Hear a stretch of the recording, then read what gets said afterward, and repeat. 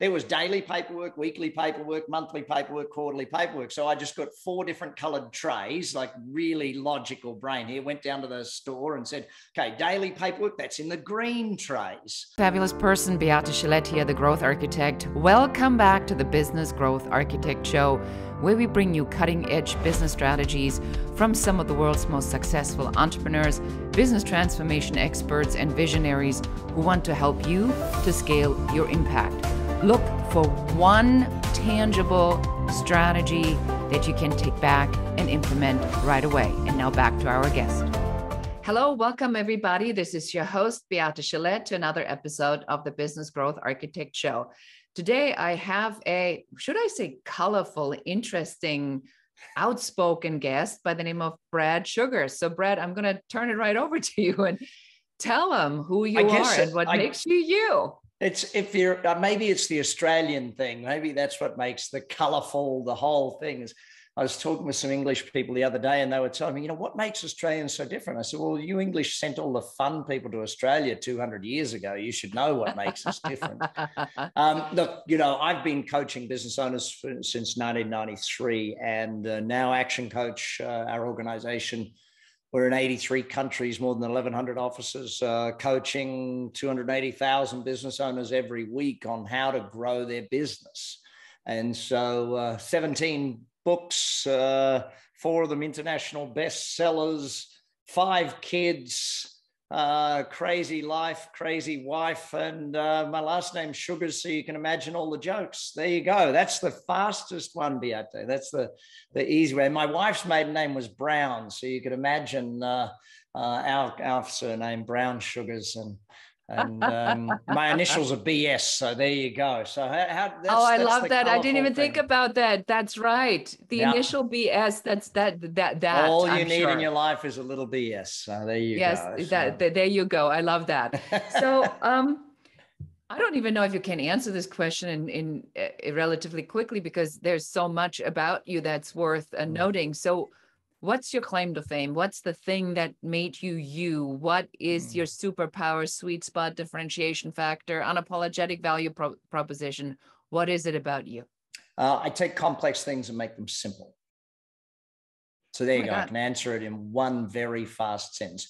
What I many years ago studied Buckminster Fuller, and Bucky Fuller used to talk about models and artifacts. He said, if you can't create it into a model, you don't really understand it. Einstein also said, if you don't...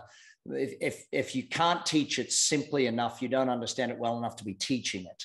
And so what I've always done is take everything and boil it down into a formulaic approach and break it down into the smallest parts. And I think that's where, from a teaching point of view, I win. From a business point of view, I started out buying broken companies and fixing them. Nowadays, I buy good companies that are in one location and I take them global. So, it's sort of gone across the spectrum. Don't buy just the broken ones and fix them. Now find the good ones and take them from one location to hundreds of locations. I just got off the phone call with my partner in our HR business, and he's dying right now because we're finishing the business plan out, and he wanted to open 12 new offices next year. And I went through the logic of it with him. I said, there is zero reason we do not open 80 to 100 new offices next year. And he's sort of sitting there going, but I said, well, logically show me why that doesn't work. And he logically went through it and he said, well, there's no reason we can't. So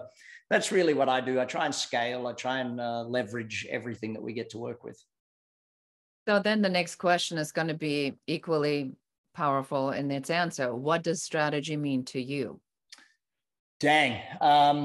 In my latest book, I wrote a whole segment on strategy. When we looked at the growth of a business that has exponential growth, so meaning year on year on year exponential growth, we found 5 core disciplines, and we spent 2 years putting this book together. And so the one discipline of those 5 is the discipline of strategy. And I break strategy down into 4 main components. The first 2 look at your business model, and that is leverage and scalability. So the model of the business either needs to have leverage or scale, or it needs to have both leverage and scale. Now, leverage by my definition is do the work once, get paid forever. So if we look at that from an owner's point of view, There's employees work, which is do the work once, get paid once, which a lot of owners think they're an owner, but they only do employees work. Like the hairdresser that always cuts hair wonders why they don't make owners money. Well, because all you're doing is employees work. You work once, paid once.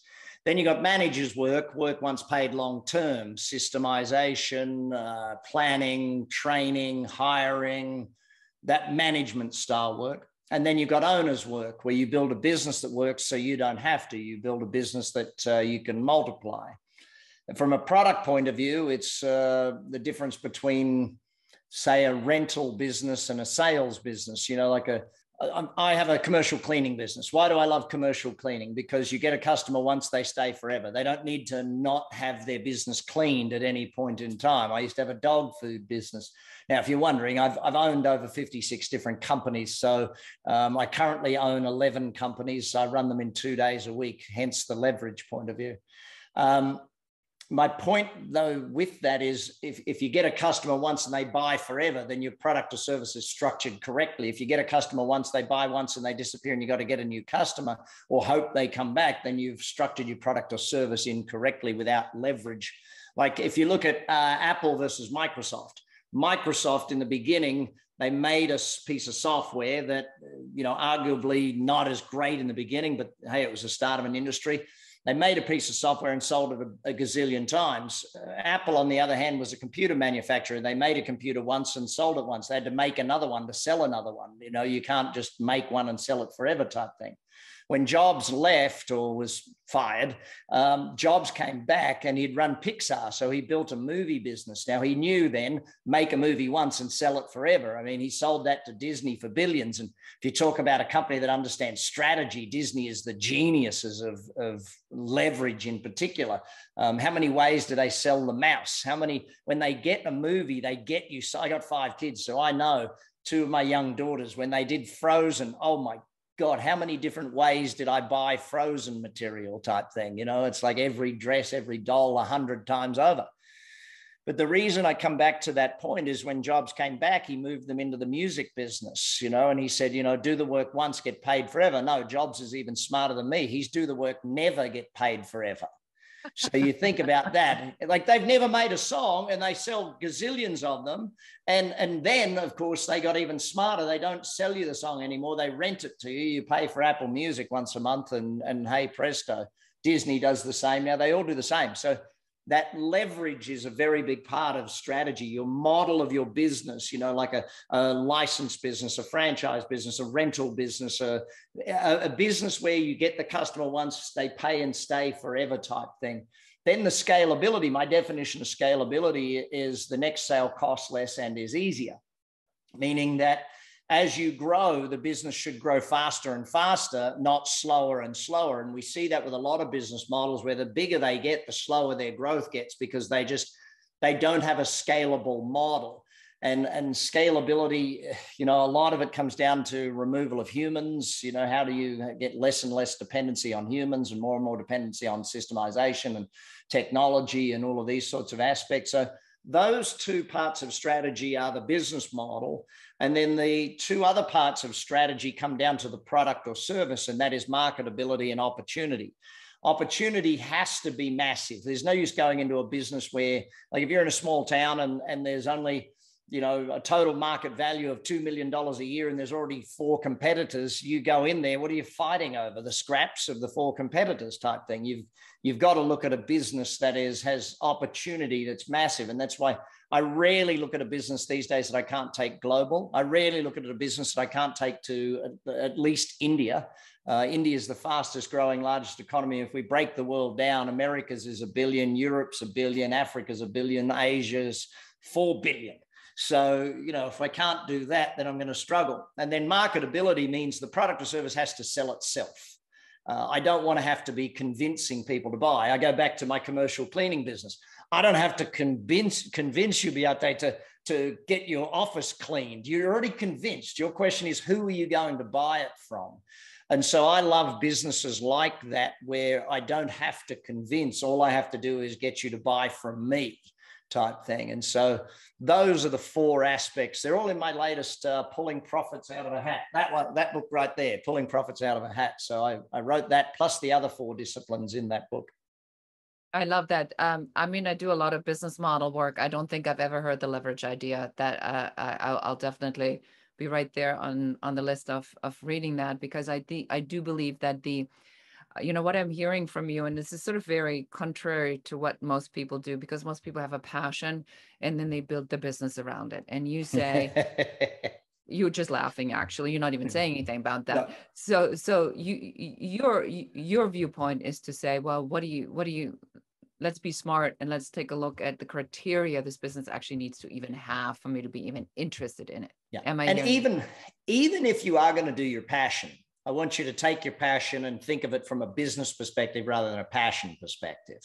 When you take a look at your product, a good friend of mine, Peter Lick, photographic artist, genius photographic artist.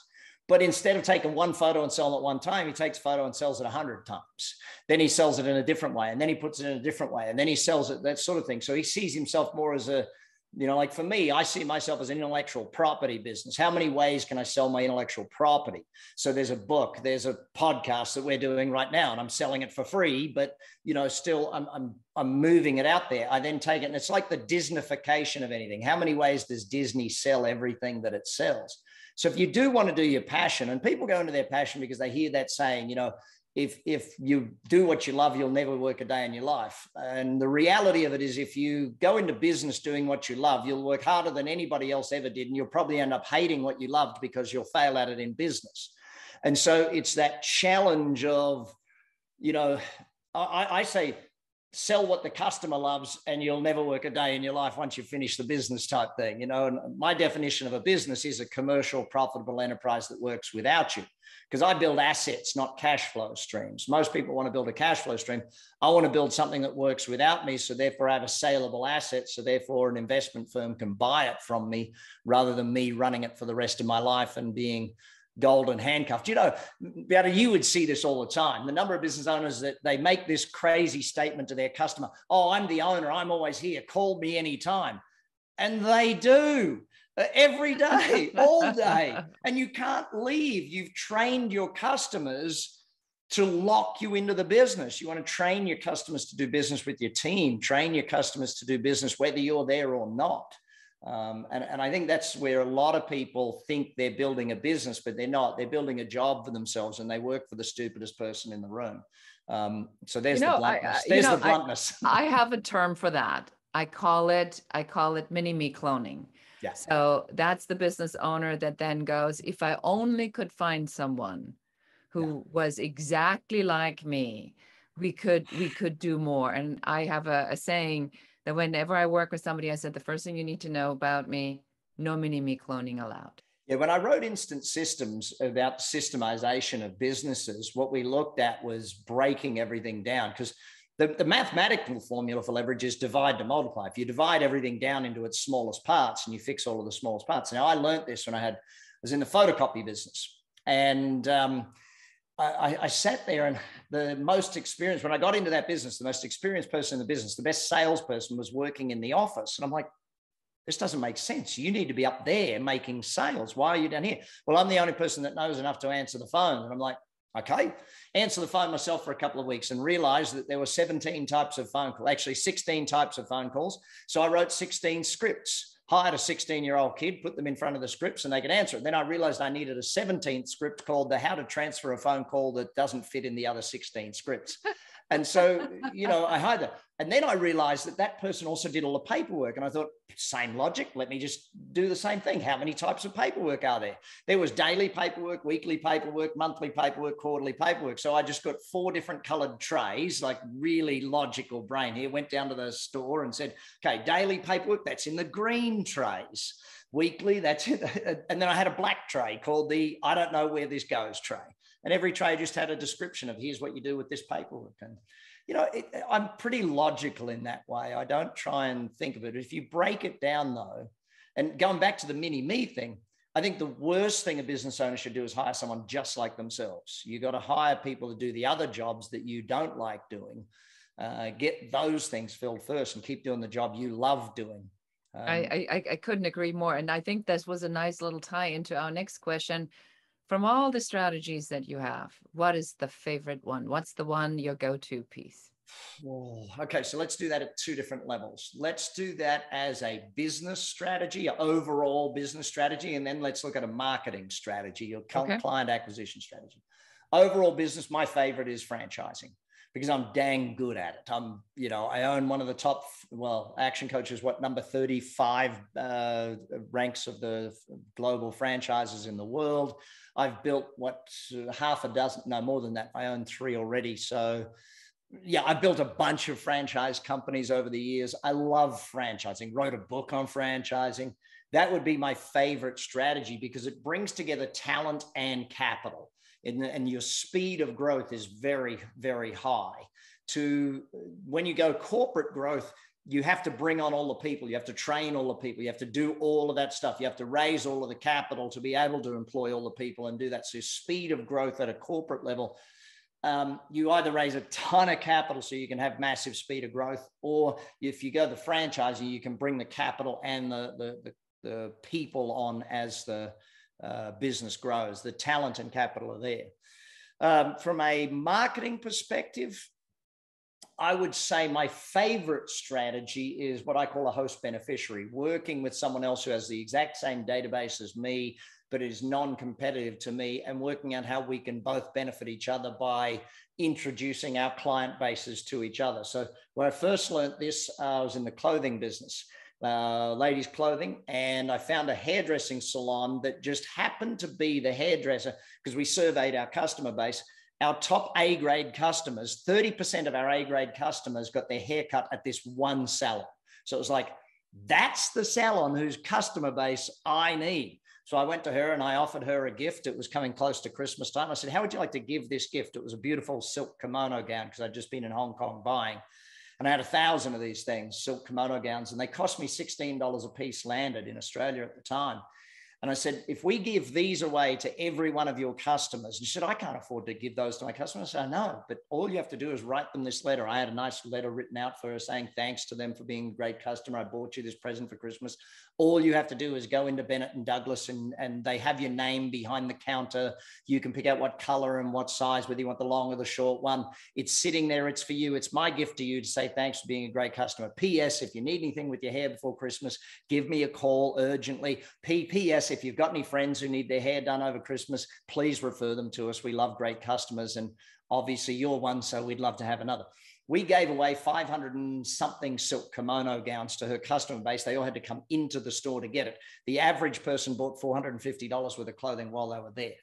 So that's my favorite strategy. My current favorite strategy on top of that would be what I call raise your hand marketing. So marketing is target, offer, and copy.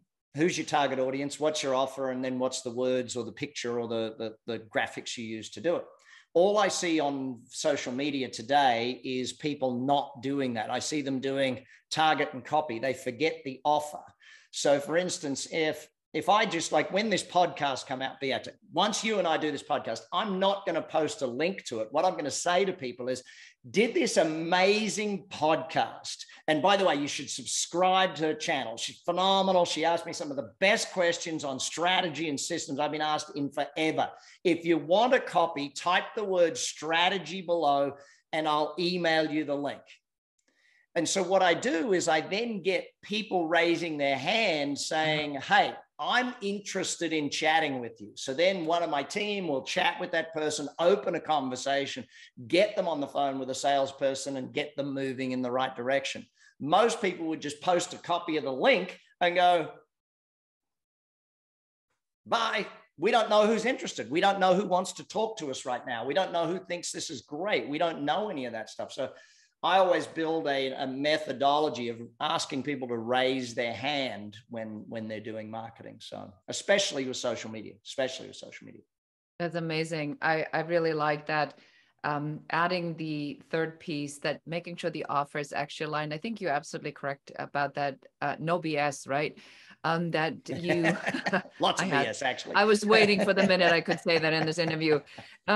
That there really is a piece where, you know, I have a technique, I call it crawl into your client's head. And I actually, you know, teach that. It's like you got to really think about who this person is. And And here they are, and they're completely overwhelmed, and the kids screaming, and something just fell off the table, and the tire blew up, and the mom's in the hospital, and then you call, right? What do you have to say to make them pay attention to you? But I like that you if we flip it over. Yeah, sorry. Yeah. So you take it all the way, and then you say, well, not just what do you have to say, what are they willing to buy in that moment from you? Yeah. I want them to self-identify themselves as a prospect in that moment.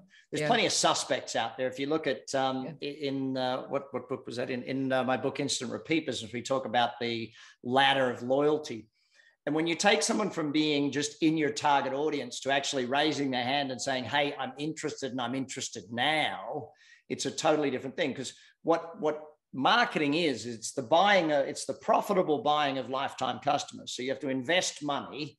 And if you invest, say, $1,000 and you get 10 new customers, well, you just spend $100 buying each customer. And your job is to obviously make more than $100 per customer or reduce your acquisition costs so that you're actually making enough money to make a profit out of each customer and that sort of thing. And that's where a lot of business people will be out there. They don't even bother learning marketing. They think marketing is an expense. Marketing is the world's best investment if you do it right. If you buy a customer for X and they spend Y, you're the best genius marketer there is. Marketing's math, my friends, not creativity. Right, but you know, and that will require for you to actually apply some sort of logic and not too much emotions to your business, which I think is a big issue for a lot of business owners, because to them it is an emotional extension of their passion and who they really are. And on that subject about passion and emotions, let's switch the gears here for a second. You're a big family man. So, I have 5 kids. It's pretty hard not to be. Yeah. Right. It was hard not to miss that one. So how important is family? Because you strike me as somebody who's like really, I don't want to say hardcore business because that's judgmental, because that's not what it is. But you know your shit. You go for what you want. You got a formula and you are going to be using this formula, right?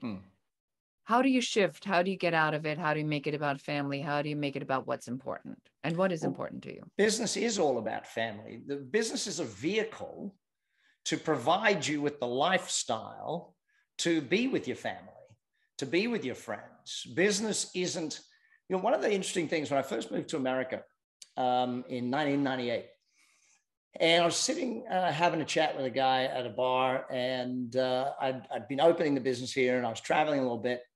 And he was the CFO of a company, and he described how his whole life was working at a job he didn't like to provide for a family he didn't know. And it's like the whole aim of business is to give you more life, not to take the life away from you. Business isn't your life. Your life is external to business. Business is an asset that you create that pays for those things. The challenge is most people, when they go into business, get sucked into the thing so much, the tail wags the dog forever and a day.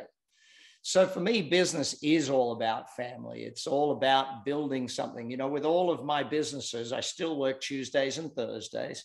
And that's basically the way it works for me. I don't want to work. I want a long weekend every single weekend. I want the 3 months vacation that I take per year. I'm doing that because that's how I set my businesses up to do that sort of thing.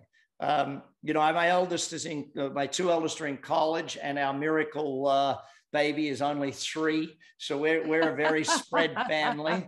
But these are the things I like being. If there was one award I could win in my lifetime, it wouldn't be Entrepreneur of the Year to be Dad of the Year. I'd prefer that award 10 times over Entrepreneur of the Year.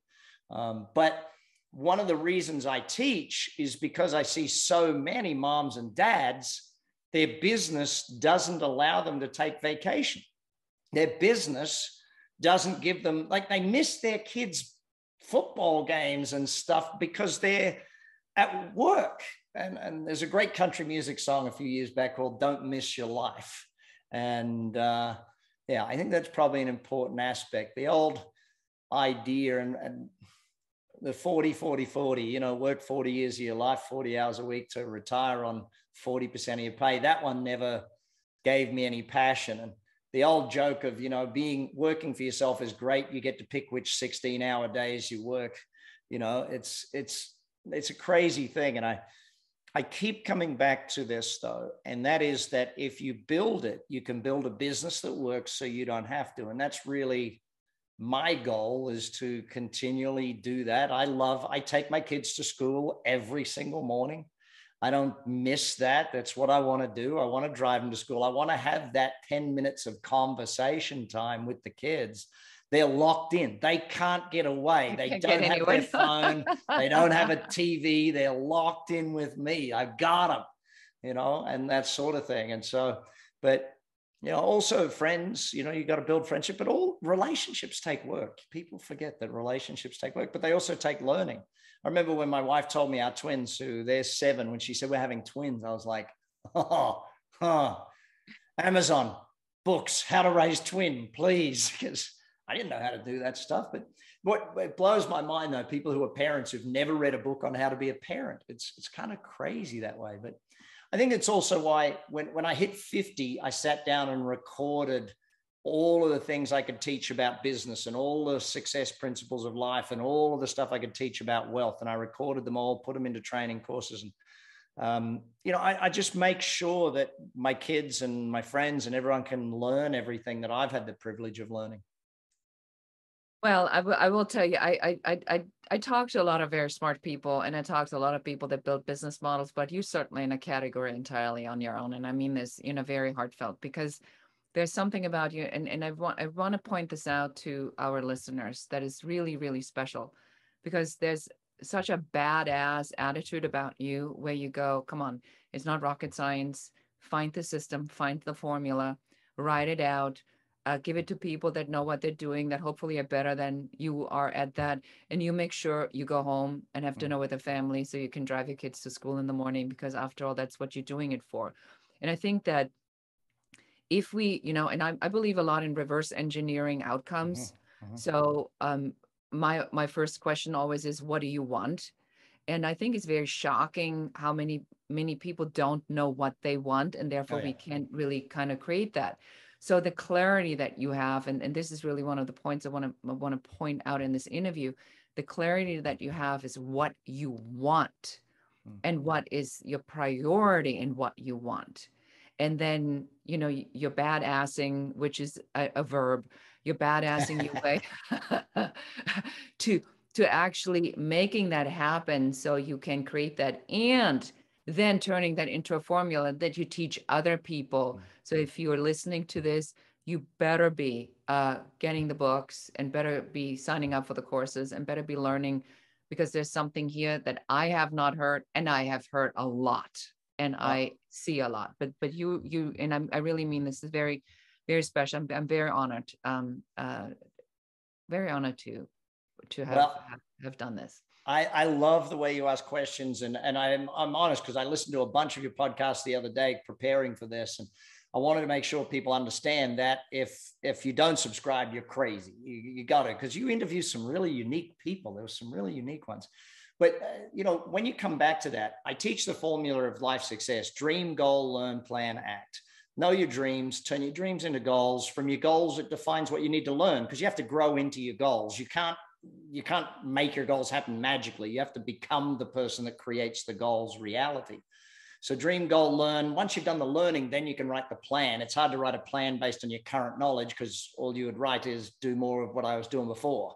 So get that new knowledge, get the new plan, and then go to work. And that's really the thing. But I will make sure that we extend our Black Friday offer to all of your listeners. I'll make sure my team gets you the link for that, because I think it's important for as many people as possible to keep learning and to keep growing. Jim Rohn taught me when I was 16. He said, if you read a book a week for the rest of your life, you'll be as successful as you want to be. So I love that. And so how can we find out about you? And we also will put this in the show notes, but just tell them right now, they're fired up. They listen to this, where they go now. Let's do this. 2 things. Number 1, anyone that goes on any of my social media and types Beate's name on anything, DM me, message me. I will make sure you get a copy of that offer.